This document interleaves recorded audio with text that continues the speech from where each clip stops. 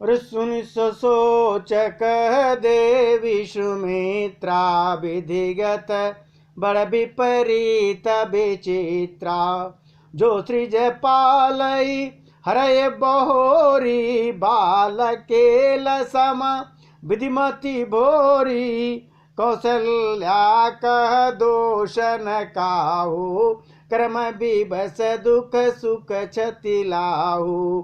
कठिन कर्म गति जान विधाता, जो शुभ अशुभ सकल फल दाता। अभी सुनैना जी जानकी जी की मां ने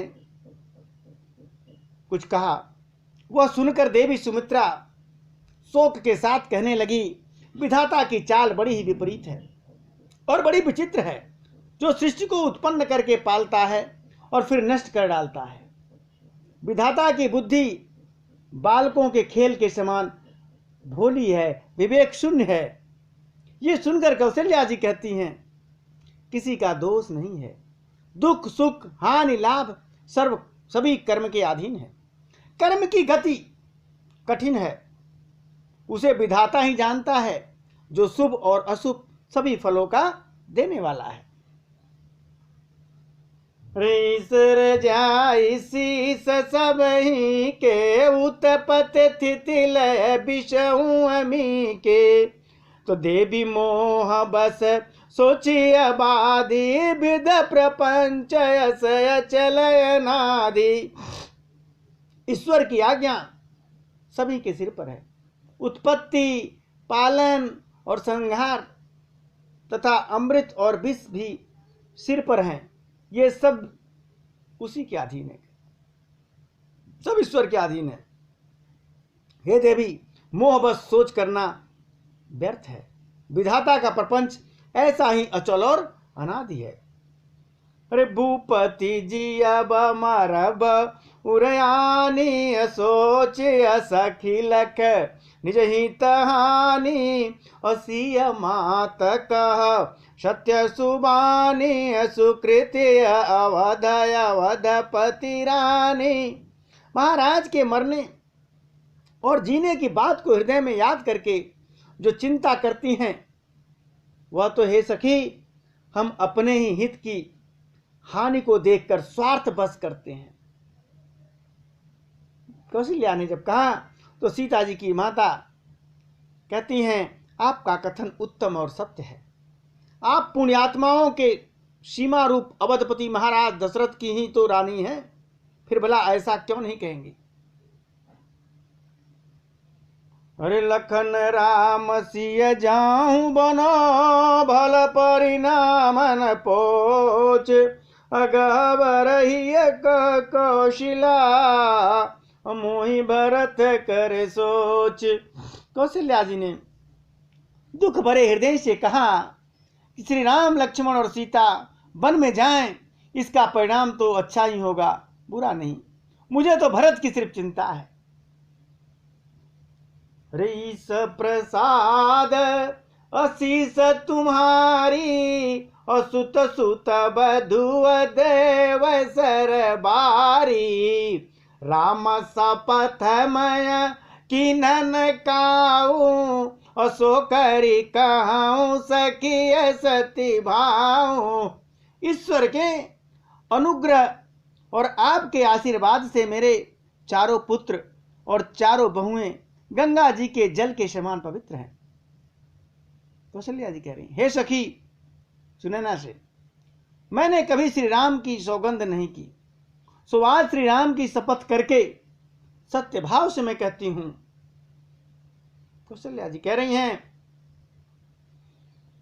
भरतशील गुण विनय बड़ाई, भायप भगति भरोस भलाई। कहत सारदहु करमती चे, सागर सीप की जाहि उलीचे। भरत के शील गुण और नम्रता, बड़कपन, भाईपन, भक्ति, भरोसे से और अच्छेपन का वर्णन करने में तो सरस्वती की बुद्धि भी हिचकती है। सीप से कहीं समुद्र का पानी उलचा जा सकता है क्या? खाली कर सकते हैं? अरे जानो हूं सदा भरत कुल दीपा, बार बार मोहि कहो मही पा, कसया काना का मन पारिख पाए, पुरुष परखिय समय सुभाए। मैं भरत को सदा कुल का दीपक जानती हूं। महाराज ने, दशरथ जी ने भी बार बार मुझे यही कहा था कि सोना कसौटी पर कसे जाने पर और रत्न जौहरी के मिलने पर ही पहचाना जाता है। वैसे ही पुरुष की परीक्षा समय पढ़ने पर उसके स्वभाव से ही उसका चरित्र देखकर उसकी परीक्षा हो जाती है। अनुचित आज कह बयस मोरा, शोक स्नेह यान पथोरा, सुन सुर सरी सम पावन बानी, भैया स्नेह भी कल सवेरानी। किंतु आज मेरा ऐसा कहना भी उचित है, शोक और स्नेह में विवेक कम हो जाता है, बुद्धि कम हो जाती है। लोग कहेंगे कि मैं स्नेह बस भरत की बड़ाई कर रही हूं। कौशल्या जी की गंगा जी के समान पवित्र करने वाली वाणी सुनकर सब रानियां स्नेह के मारे व्याकुल हो उठी। कौशल्या का धीर धरी सुनहु देवी मिथिलेश, को विवेक निध बल्लभई, तुम्हें सकई उपदेश। कौशल्या जी ने फिर धैर्य धारण करके कहा, हे देवी मिथिलेश्वरी, सुनैना जी को, सीता जी के जो माता जी हैं, हे देवी मिथिलेश्वरी सुनिए, ज्ञान के भंडार श्री जनक जी की प्रिया, आपको कौन उपदेश दे सकता है? रानी राय सनय अवसर पाई, अपनी भांति कहब समुझाई, रखिए लखन भरत गवनहि, बन जाय मत मान मही पमन, तो भल जतन करब सुविचारी, मोरे सोच भरत कर भारी, गुढ़ स्नेह भरत मन माही, रहे नीक मोहि लागत नाही। कौशल्या जी कहती हैं, हे रानी, मौका पाकर आप राजा को अपनी ओर से जहां तक हो सके समझा कर कहिएगा कि लक्ष्मण को घर रख लिया जाए और भरत वन को जाए।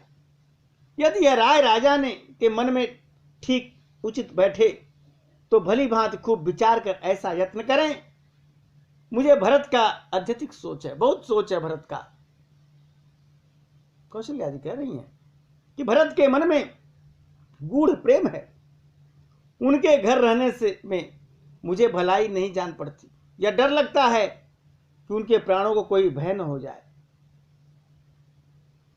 लखी स्वभाव सुनि सरल सुबानी, सब भई मगन करुण रस रानी, नभ प्रसून झरी धन्य धन्य धुनि, शिथिल स्नेह सिद्ध जोगी मुनि, और सबर निवास बिथिक लखी रहु, तब धरी धीर सुमित्रा कहु, देवी दंड जुग जामिन बीती, और राम मात सुन उठे सप्रीति।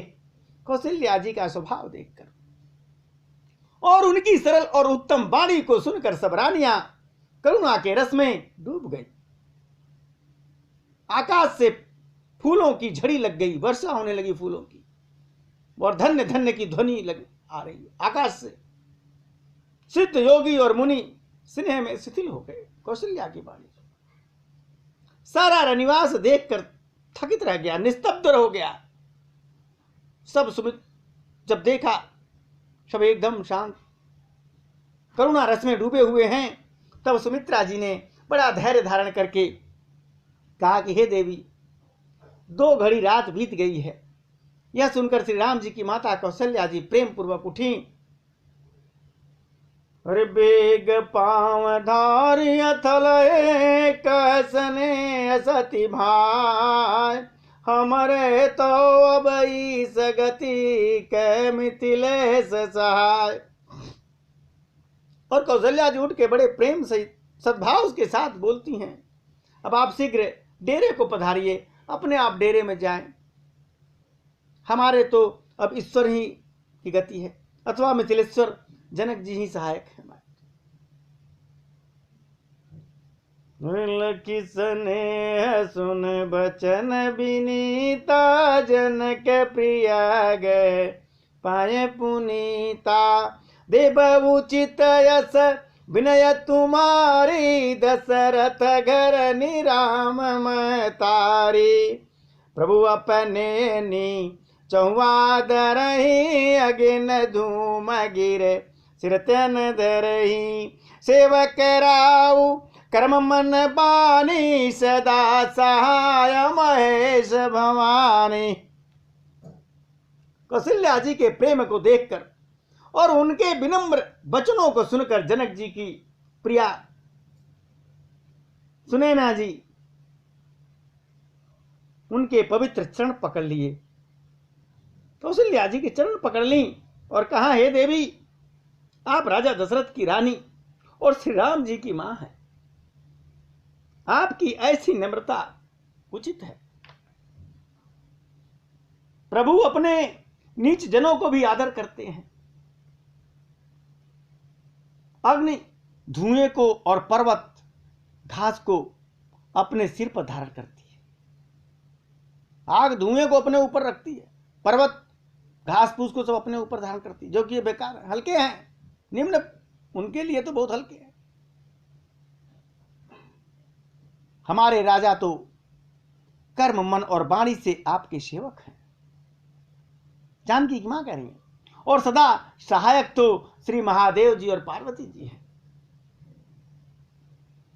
अंग जोग जग को है, दीप सहाय की दिन कर सो है। राम जाय बन कर सुर काजू, अचल अवधपुर करी है राजू। आपका सहायक होने योग्य जगत में कौन है? जानकी की मां कह रही है कौशल्या जी से कि आप कह रही हैं सहायता, तो आपका सहायता करने लायक कौन है दुनिया में? दीपक सूर्य की सहायता करने चाहकर कहीं शोभा पा सकता है? दीपक क्या सूर्य की सहायता करेगा? श्री राम जी वन में जाकर देवताओं का कार्य करके अवधपुरी में अचल राज्य करेंगे। अरे अमर नागनर राम बाहुबल सुख बसी है, अपने अपने थलया सब जागब, लिख कर राखा दे भी न हो यमु धामुनि भाखा। कह दिया, जानकी जी के माने आज बता दिया कि देवता नाग और मनुष्य सब श्री राम जी के भुजाओं के बल पर अपने अपने लोकों में सुखपूर्वक बसेंगे। यह सब याज्ञवल्क मुनि ने पहले से ही मुझे बता रखा है। हे देवी, मुनि का कथन कभी झूठा नहीं हो सकता। ये जो बन जा रहे हैं, ये लोगों के हित के लिए जा रहे हैं, देवताओं के हित के लिए जा रहे हैं। अस कही पग परि प्रेम अति सियहित विनय सुनाय, असिय समेत सिय मातु तब चलिए सुआयस पाय। ऐसा कह करके बड़े प्रेम से पैरों को पकड़कर सीता जी को साथ में भेजने के लिए विनती करके और सुंदर आज्ञा पाकर तब सीता जी समेत सुनैना जी, उनकी जो माता जी हैं सीता जी की, अपने डेरे की तरफ चले। सीता जी को ले जाने के लिए देखिए पैर पकड़ के विनती करके कि हमारे पास थोड़ी देर के लिए जाने दीजिए। ये सम्मान होता है। अरे प्रिय परिजन ही मिली अभय देहि, जो जेहि जोग भांति तेहि तापस बेस जानकी देखी, भासब बिकल विषाद विषेकी। जानकी जी अपने प्यारे कुटुंबियों से जो जिस योग्य था उससे उसी प्रकार मिली। जानकी जी को तपस्विनी के वेश में देखकर सभी शोक में अत्यंत व्याकुल हो गए। जनक राम गुरु आयस पाई, और चले अथल ही सिय देखी आई। लीन लाई उर जनक जानकी, और पाहुनी पावन प्रेम प्राण की।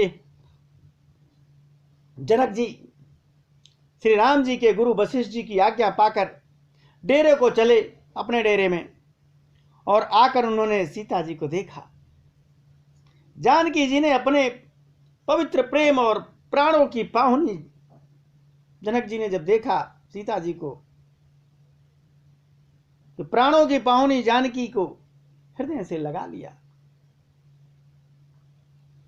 अरे उमगेऊ अम्बुधि अनुरागो, भयउ भूप मनऊ पयागु। तसिय स्नेह बट बाढ़त जोहा, तापर राम प्रेम शिशु सोहा।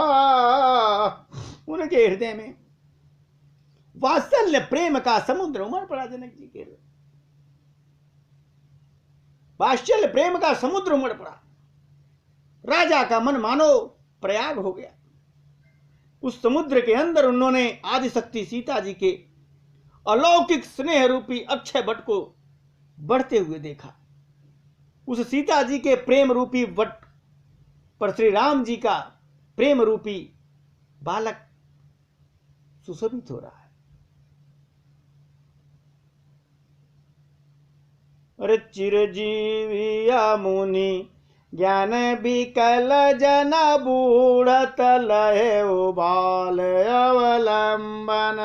मोह मगन मत नहीं विदेह की, महिमा सिय रघुवर स्नेह की।